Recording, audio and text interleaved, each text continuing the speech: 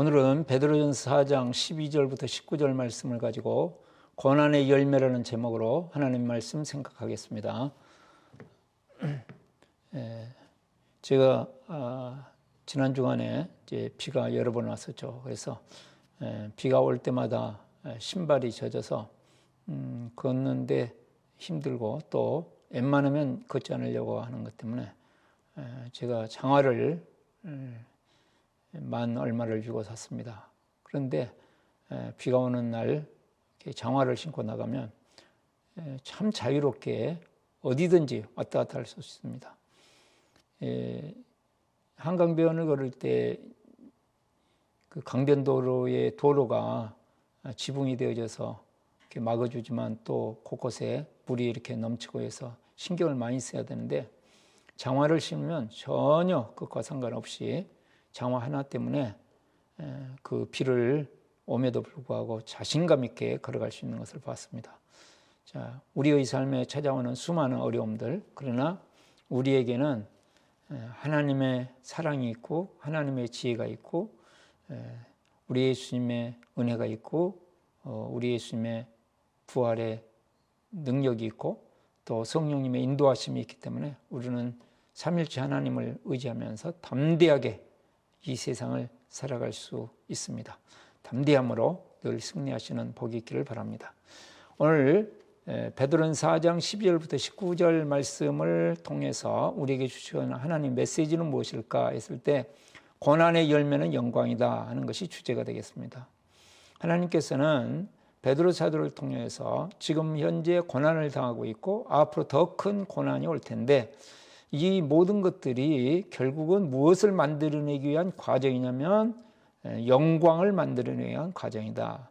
고난 자체만으로 보면 참 어렵고 힘들고 고통스럽지만 왜 하나님께서 이렇게 하시지? 그럴만 하지만 그것을 이겨내고 그것을 참아내고 이겨내면 그 후로 하나님의 영광이 주어져서 고난이 오히려 복이 되고 우리의 기쁨이 되고 행복이 된다 하는 말씀이 오늘 말씀이 되겠습니다.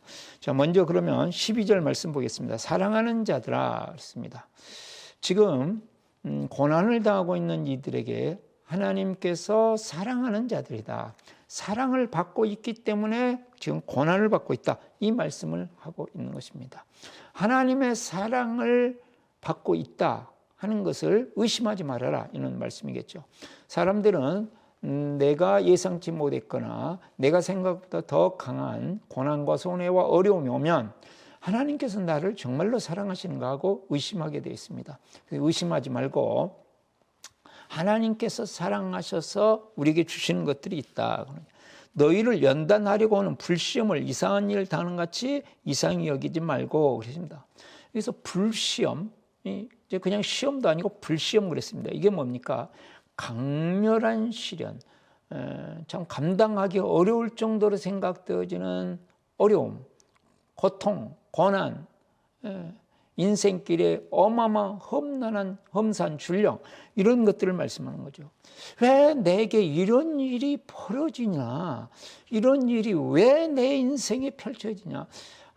정말 이건 세상 사람도 겪을 수 없는 그런 일이다라고 생각될 정도로 어려운 불시험이 올 때 이상히 여기지 말라. 그것에 대해서 의문을 가지고 그것 때문에 넘어지거나 쓰러지지 말라 하는 말씀입니다. 그러면서 이어지기를 13절 오히려 너희가 그리스도의 고난에 참여하는 것을 즐거워하라. 오히려 기뻐할 일이고 즐거워할 일이다. 왜냐하면 그리스도의 고난에 참여하기 때문에. 다른 말로 하면 그리스도와 함께 동행하는 삶을 살고 있다. 정상적인 인생의 삶을 살고 있다. 회복의 삶을 살고 있다. 생명의 길을 걷고 있다. 가장 지혜로운 길을 걷고 있다. 영원한 선고의 길을 걷고 있기 때문이다 그랬습니다. 그래서 여기에 더하여 이는 왜냐하면 그의 영광을 나타내실 때 너희로 즐거워하고 기뻐하게 하렵니다. 우리 예수님의 영광이 드러날 때 하나님의 영광이 나타날 때 주님이 오시는 그날 실상이 모두 드러나는 이날 기뻐하고 즐거워하고 엄청나게 행복한 어마어마한 영광이 주어질 것이기 때문이다. 영광을 가지고 오시는 그 주님 앞에서 함께 영광을 누리는 이 엄청난 일이 있기 때문이다 라고 말씀하고 있습니다. 그러므로 우리가 이런 어려움, 이런 힘든 일들이 왔을 때 그것을 통하여 자기 변화의 수단으로 그것을 활용한다면 그것은 우리에게 큰 유익이 된다는 말씀이죠. 고난이 왔지만 우리가 어떻게 반응하냐의 차이입니다. 그래서 12절에 뭐라고 말씀하냐면 너희를 연단하려고, 연단이라는 게 뭡니까? 강한 훈련이라는 거죠. 불시험이라는 것이 우리를 강한 훈련을 통해서 더 훨씬 성숙한 사람, 그리스도를 닮은 사람으로 만들려고 하는 것이다. 그러므로 고난과 시련과 이런 억울함과 답답함이 올 때에 그것을 자기 성숙의 기회로 삼고 그리스도를 붙잡는 기회로 삼을 때 우리는 이 고난이 오히려 엄청난 기쁨이요, 복이요, 특권인 것을 알게 된다 하는 말씀이 되겠습니다. 제가 지난 주간에 이제 여러 편의 강의, 설교 이런 것들을 들었지 않겠습니까? 이제 한 분 제 신학교 때도 가르치셨고 했던 목사님이신데 이분의 강의를 들으면서 야, 이분이 참 연세가 드시면서 엄청나게 바뀌어졌구나. 그전에는 한국교회를 비난하고 비판하고 그러는 쪽으로 있었습니다. 근데 지금은 이제는 모든 것들을 포용하면서 참 사랑과 생명의 삶을 살아야 된다 하는 말씀을 지금 계속하고 있어요. 어마어마한 변화가 일어났다. 그전에는 유능한 분이었다면 이제는 원숙한 분으로 변화됐구나 하는 것을 제가 느꼈거든요. 그래서 이제 그 잘 아시는 분하고 이렇게 통화를 했는데 그러다가 그렇게 되다 보니까 그전에는 이 목사님을 따르던 그 한국교회를 개혁해야 된다 막 그러는 사람들 있잖아요. 그런 사람들로부터 지금은 비난을 받으신대요. 다 포용하고 품고 우리가 다 배울 것은 배우면서 가자라고 참 사랑 앞으로 나가다 보니까 오히려 자기 의에 가득 차 있던 사람들이 이제는 공격해 온다. 그전엔 존경했던 사람들이 공격해. 그래도 이 길이 맞는 길에 간다. 자, 우리에게 수많은 어려움들을 통해서 결국은 자기 변화를 가져올 수 있도록 만든다면 그것이 하나님께서 기뻐하는 것이고 우리의 인생에 가장 풍요로운 삶을 줄 수 있다는 말씀이 되겠습니다. 14절 보시면 너희가 그리스도의 이름으로 치욕을 당하면 복이 있는지 알아다. 예수 그리스도의 이름으로 치욕을 당한다면 우리가 치욕받는 것, 수치를 당하는 것, 부끄러움을 당하는 것, 그냥 모든 사람부터 비난을 당하는 거 얼마나 어려운 일입니까? 그런데 그리스도 때문에, 복음 때문에, 신앙 때문에 이런 일을 당한다면 그것은 아무나 할 수 있는 것이 아니고 하나님이 주신 특권이요, 하나님께서 주시는 엄청난 복이다 이렇게 말씀해요. 왜냐하면 영광의 영, 곧 하나님의 영이 너희 위에 계십니다. 하나님의 영이신 영광의 영이 함께 계시다. 그래서 고난과 영광은 뗄래야 뗄 수 없습니다. 그래서 고난이 열면은 영광이에요. 영광이 오기 위해서는 반드시 고난이라는 것을 통해서 우리가 빚어지고 만들어져야 된다는 것을 말씀하고 있습니다. 신앙을 오해해서 이런 고난과 어려움을 통과하지 않고 그냥 내 좋은 대로만 되는 것을 신앙으로 삼고 있다면 어린아이의 신앙에서 벗어날 길이 없습니다. 그래서 하나님께서는 계속 그렇게 가면 내가 생각지 못했던 여러 가지의 어려움을 우리의 환경 속에서 허락하시는 거죠. 그것을 통해서 참된 그리스도인으로 우리를 만드시고 이 천국의 영광을 받도록 준비시켜 주시는 것이라는 거죠. 15절 너희 중에 누구든지 살인이나 도둑질이나 악행이나 남의 일을 간섭하는 자로 고난을 받지 말려니와. 이런 것들은 모두 세상에 살아가는 삶의 방법입니다. 이런 것 때문에 고난을 당하지 말고 16절 만일 그리스도인으로 고난을 받으면 부끄러워하지 말고 도리어 그 이름으로 하나님께 영광을 돌려라. 우리가 하나님의 뜻대로 신앙 때문에 정말 복음으로 살았기 때문에 어떤 비난을 당하고 모욕을 당하고 잘못됐다고 지적을 당하고 공격을 해와도 부끄러워하지 말아라. 당당하게 이 길을 걸어가라. 사람들의 비난, 세속적인 교인들의 비난 앞에서 흔들리지 말고 이 생명의 길을 가라. 그것은 하나님을 찬양하고 하나님께 영광 돌릴 만한 하나님께서 기뻐하시는 일이다 라고 말씀하고 있습니다. 17절, 하나님의 집에서 심판을 할 때가 되었나니 만일 우리에게 먼저 하면 하나님의 복음을 순종하지 않은 자들의 그 마지막은 어떠하며 그랬습니다. 자, 또 18절, 또 의인이 겨우 구원을 받으면 경건하지 않은 자와 죄인은 어디에 서리요? 이제 하나님의 심판을 매우 강조해서 말씀하고 있습니다. 하나님의 복음을 순종하지 않는 것, 하나님의 복음으로 살지 않는 것, 이것이야말로 세상에서 보면 대단한 것 같고 엄청난 것 같고 성공적인 것 같고 가장 지혜로운 것 같으나 그것이 허상에 불과하다, 이렇게 말씀하고 있습니다. 지금 어떤 면에서는 하나님의 복음으로 살지 않으면서 그럴듯하게 윤리와 도덕을 내세우거나 이념을 내세우거나 그렇지 않으면 외적인 어떤 세력을 내세우거나 이런 것들을 통하여서 많은 사람들을 유혹할 수 있습니다. 그런데 심판은 그것으로부터 시작된다, 이렇게 말씀했죠. 그러므로 우리가 어떻게 돼요? 이런 사람들을 보면 불쌍히 여겨야 되죠. 그래서 그들을 대적하거나 미워하거나 부러워하거나, 미워하거나 부러워하거나 둘 다 안 됩니다. 미워해도 안 되고 부러워해도 안 된다. 참 어려운 일입니다. 실제적으로 분별은 해야 되고, 그러면서 불쌍히 여기고 그들을 긍휼히 여기면서 그들이 돌아오기를 기다려야 된다는 말씀이 되겠죠. 19절, 그러므로 하나님의 뜻대로 고난을 받은 자들은 또한 선을 행하는 가운데 그 영혼을 미쁘신 창조주께 의탁할지어다. 하나님의 뜻대로 고난을 받으면서 정말 생명의 길을 가면서 하나님 나라의 복음을 가지고 살면서 고난을 받으면서 그 모든 것들의 결과는 하나님께 맡겨라, 의탁해라 했습니다. 그래서 하나님을 창조주라고 표현하고 있습니다. 그건 무슨 말씀이에요? 이 세상 천지 만물의 참된 주인이신 하나님께 모든 것을 맡기면 결국 열매는 영광을 거둘 것이다 하는 말씀을 하고 있습니다.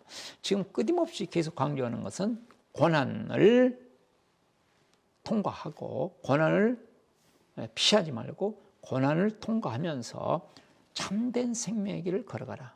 참된 생명의 길을 걸어가면 고난이 온다. 그러나 그 후에는 반드시 영광이라는 것이 오기 때문에 그것을 통해서 자신을 변화시키고 자기를 더 신앙으로 무장하는 계기로 삼아라, 이렇게 말씀하고 있는 것입니다. 그러면 우리가 어떻게 고난을 넘어서 영광을 기대하면서 살아갈 수 있을까? 두 가지로 생각하겠습니다. 첫 번째로 세상의 허상을 명심합니다.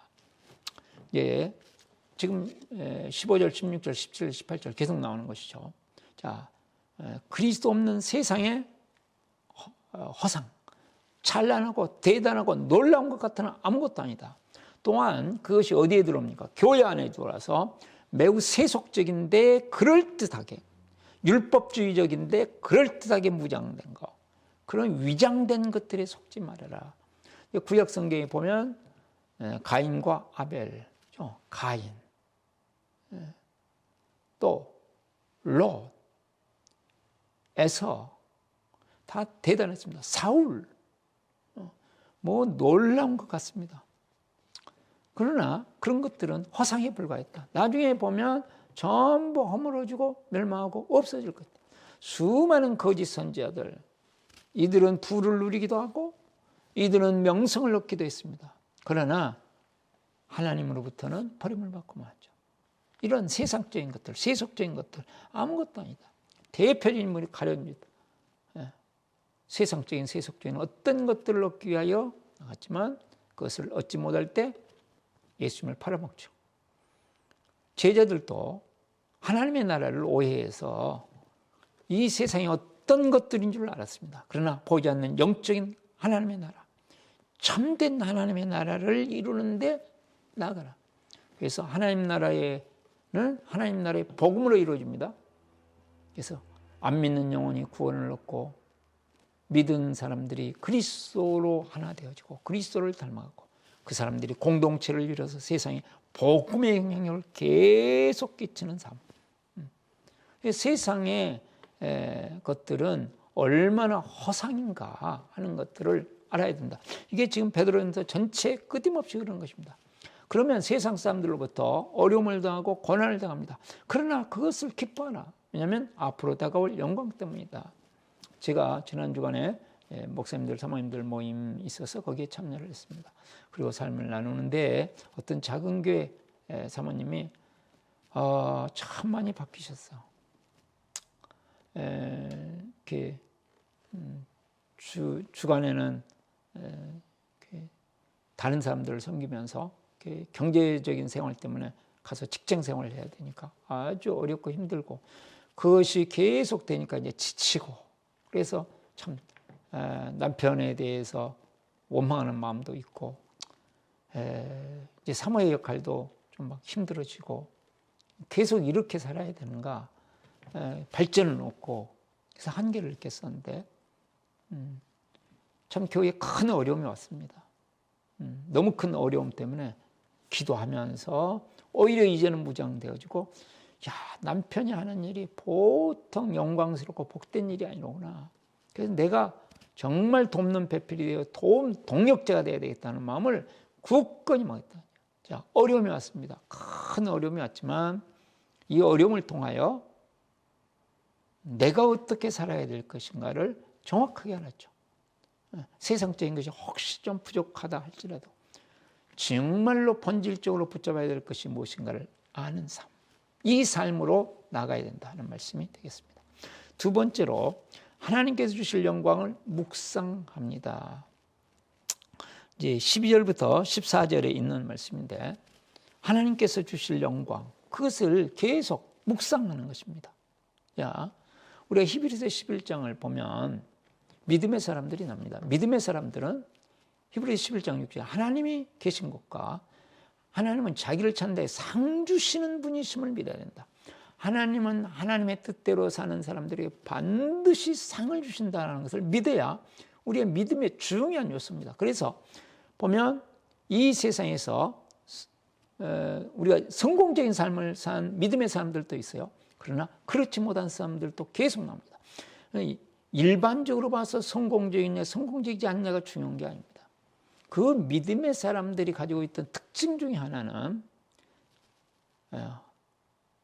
지금 이 땅이 다가 아니고 다음에 오실 그 영광스러운 나라를 기대하며 살았다. 아브라함 앞으로 올 하나님의 도성을 기다리며 살았습니다. 모세는 이집트에서 갖가지 부와 향락과 모든 것들을 누릴 수 있었음에도 불구하고 그것을 버리고 이스라엘 백성들과 함께 고난을 선택했습니다. 그것은 그리스도의 영광에 참여하는 것, 하나님께서 주실 영광이 보였기 때문입니다. 그래서 그 영광이 우리의 생각 속에서 보여져야 돼요. 그 방법이 뭐냐면 묵상하는 것이다. 상상하는 것이다. 계속 생각하는 것이다. 그 말이죠. 그래서 예수님께서도 예수님의 사역을 마무리하면서 제자들에게 끊임없이 주님이 오실 것에 대해서 말씀합니다. 그건 뭐예요? 주님이 주시는 그 영광을 묵상하면서 기대하면서 살아라. 그래서 씨 뿌리는 예수님께서 비유의 말씀을 하시면서도 비유로 천국을 말씀하시면서도 그랬습니다. 악인들은 풀무불에 들어가리라. 그러나 의인들은 자기 아버지의 나라에서 해와 같이 빛나리라. 세상의 영광과는 비교되는 어마어마한 영광의 때가 있다. 반드시 온다. 이 땅에서도 하나님의 위대한 세계를 경험하고 다음에 우리의 삶을 영원으로 이어져서 이 땅에서 잠깐 살지만 잠깐 사는 것으로 끝나는 것이 아니라 영원으로 이어져서 영원한 영광에 이르게 된다. 이렇게 말씀하고 있는 것입니다. 제가 김영석 교수님의 강의를 들었습니다. 이분의 강의를 여러 편을 들었는데 이분은 이제 콩나물에 물 주는 것을 가장 이렇게 중요하게 생각하셔서 새로운 것들을 끊임없이 받아들이고 생명을 공급받아서 우리가 변화되고 새로워져야 된다. 그러면서 이제 같이 친구로서 서로 의지가 되어졌던 안병욱 교수, 김태길 교수 이분과의 관계를 거의 모든 강의에 이야기합니다. 그러면서 이제 나이가 들자 그동안 일 때문에 서로 못 만났지만 1년에 4번은 만나자 하고 이제 서로 이야기를 해갖고 만나려고 그러는데 김태길 교수가 하나만 생각하고 둘은 생각하지 못한다. 그렇게 우리가 서로 정이 있다가 세상을 떠나가면 얼마나 허전하겠느냐 하는 이야기를 합니다. 그러면서 세 분 다 예수님을 믿은 김태길 교수는 마지막 부분에 예수님을 믿었고 안병욱 교수는 오래전부터 예수님을 믿었고 그러면서 중점은 사회와 역사에 우리가 이 땅에 정말 하나님 나라를 세우면서 살아가야 되고 남겨야 된다 하는 말씀을 하고 있습니다. 근데 좀 아쉬움이 있었어요.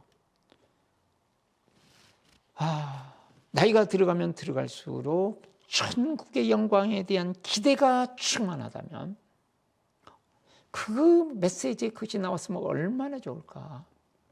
나는 지금 100살이 넘도록 이 세상을 살아왔지만 여기서 이런 행복한 삶을 살 뿐만 아니라 그 다음에 이 모든 삶들이 다음 영원한 세상으로 이어지는 것 때문에 내가 행복하다, 기쁘다.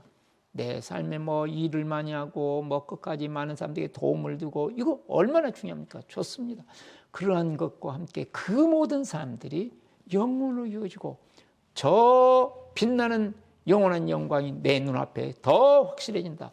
그럴 수 있었으면 얼마나 좋을까.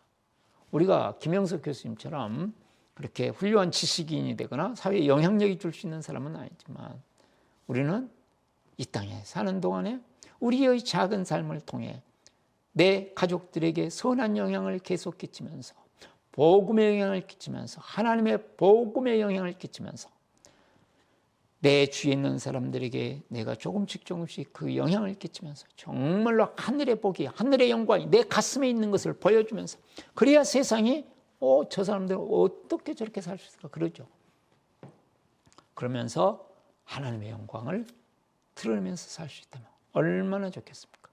그러기 위해서 하나님 나라의 복음에 대해서 주일 저녁부터 수요일까지 하나님 나라 복음의 삶 집회를 합니다. 우리가 정말로 깨닫고 그 말씀으로 살아갔으면 좋겠습니다.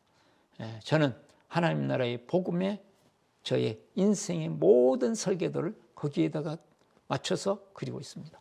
하나님께서 행하실 앞으로의 놀라운 일이 기대됩니다. 하나님의 은혜 가운데 승리하시고 정말 하나님의 영광을 바라보면서 세상의 허상이 아니라 영원한 세상을 기대하면서 멋있게 이 땅을 행복하게 아름답게 살아가시는 복이 있기를 바랍니다. 기도하겠습니다. 은혜가 많으시고 사랑이 많으신 하나님 아버지, 우리 앞에 당하는 어려운 일, 수많은 거침돌들 앞에서 주저하거나 원망하거나 부정적으로 반응한 것이 아니라 오히려 이 모든 것들을 이제 뛰어넘어서 아름답게 이루실 주님을 바라보며 감사하고 기뻐하고 즐거워하고 복으로 삼고 저 찬란한 영광을 바라보면서 승리하는 우리의 삶이 되게 하여 주시옵소서. 우리 구주 예수 그리스도의 이름으로 기도드리옵나이다. 아멘.